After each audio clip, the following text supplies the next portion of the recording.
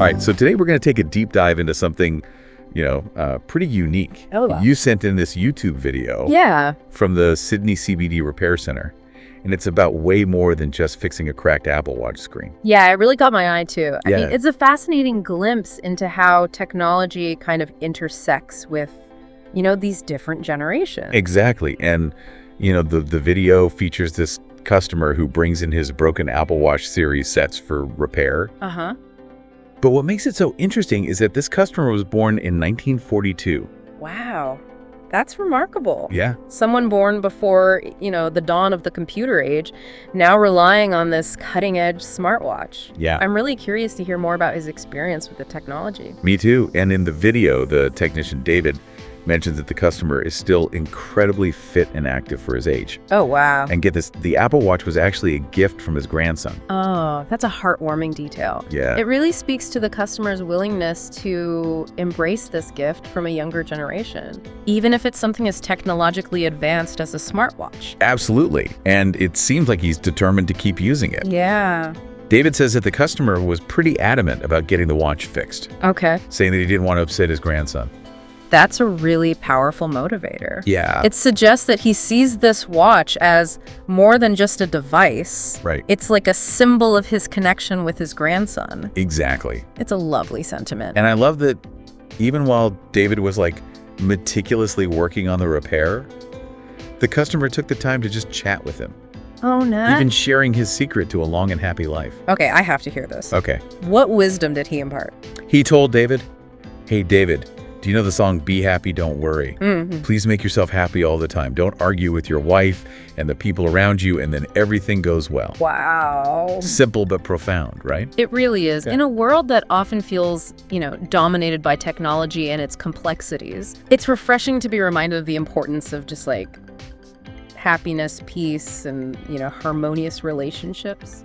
Yeah, it's a great reminder that technology is a tool. Uh-huh.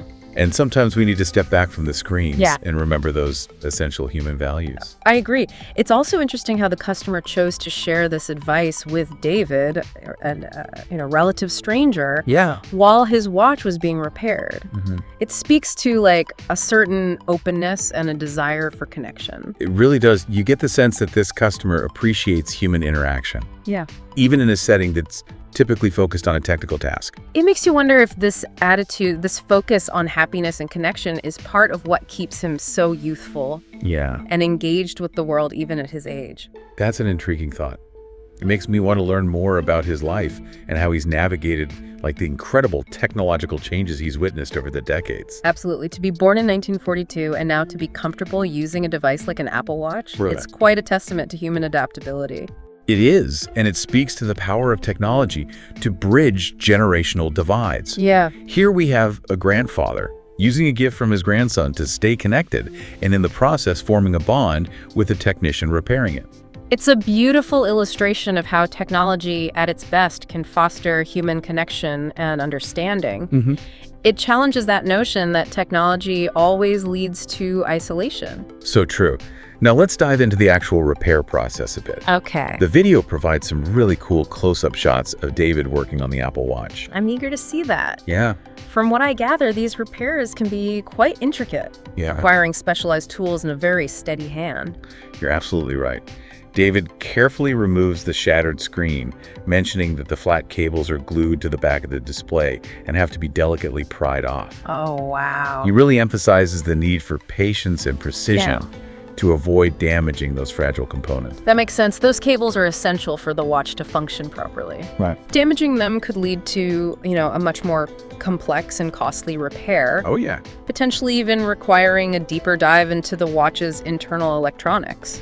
Exactly. And David even cautions viewers against attempting DIY repairs. Okay. He points out the risks of injury from glass shards and the potential for causing further damage to the device. It's a wise warning. While the right to repair movement advocates for consumers' ability to fix their own electronics, there are definitely situations where it's best to leave it to the professionals. Especially with something as intricate as an Apple Watch. Yeah. It's clear that these repairs require a high level of skill and specialized knowledge. Absolutely. It's not just about swapping out a broken screen. Okay. About understanding the delicate interplay of components and ensuring that the repair is done, correctly and safely. And you can see that David takes pride in his work. He's meticulous in his approach. Right. Carefully testing the new display to ensure that all the buttons and functions are working perfectly before sealing up the watch. That dedication to quality is crucial. Yeah. It ensures that the customer receives a fully functional device and that their investment is protected. Right. Remember, this watch was a precious gift, and the repair helps preserve both its functionality and its sentimental value. It's fascinating to me that this customer, who has lived through such a transformative period in technology, chose to have his watch repaired rather than just replacing it. Yeah, that's a great point. He probably could have just gotten a new Apple Watch. Right. But instead he opted to fix the one that he had. I wonder if that decision kind of reflects like a different mindset. Yeah. Perhaps a greater appreciation for the value of objects and the importance of repair. It's possible. He likely grew up in a time when things were built to last and repairing them was the norm. Right. That perspective might be less common today with, the prevalence of disposable electronics and these constant upgrades. It's interesting to consider how those different mindsets shape our relationship with technology. Do we see it as something to be cherished and maintained or something to be, quickly consumed and discarded? That's a complex question with a lot of societal implications. Yeah. But this story, it highlights the potential for technology to connect us to the past, Yeah. to different ways of thinking and doing things. The video doesn't go into detail about the customer's life, but I would be curious to hear his thoughts on all the technological changes he's witnessed. Yeah. It's mind-boggling to think about the advancements that he's seen in his lifetime. Absolutely. From the early days of radio and television to the internet and smartphones, he's experienced a level of technological disruption that's just hard to comprehend. Yeah. It would be fascinating to know how those changes have impacted his life and his view of the world. It's a reminder that technology is always evolving, and our understanding of it is constantly shifting. Yeah. What seems commonplace to us today might have been unimaginable a generation ago. And it makes you wonder what technological marvels await future generations. Right. What will they look back on with the same sense of awe that we feel when we consider the leap from wind-up clocks to smartwatches? It's exciting to think about, but it also highlights the responsibility we have to shape those future technologies in a way that benefits all of humanity. That's an essential point. Yeah. We need to ensure that technological progress is guided by ethical considerations and a focus on sustainability, not just driven by novelty and profit. Right, and this story reminds us that technology is ultimately a tool, and it's up to us to decide how we use it. We can choose to let it isolate us, or we can use it to connect with others, bridge generational divides, and create a more harmonious world. Well said, and I think this story illustrates the power of technology to do just that. Yeah. The customer's Apple Watch, a gift from his grandson, becomes a catalyst for connection not only between him and his grandson, but also between him and David the technician. It's a beautiful example of how technology can foster unexpected relationships and create shared experiences, even across generational lines. Yeah.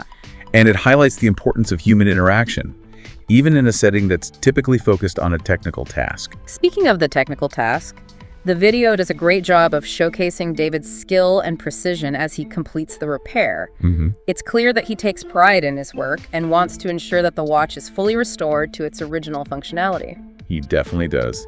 And his emphasis on proper repair techniques and the dangers of DIY attempts underscores the value of expertise and the importance of supporting skilled technicians.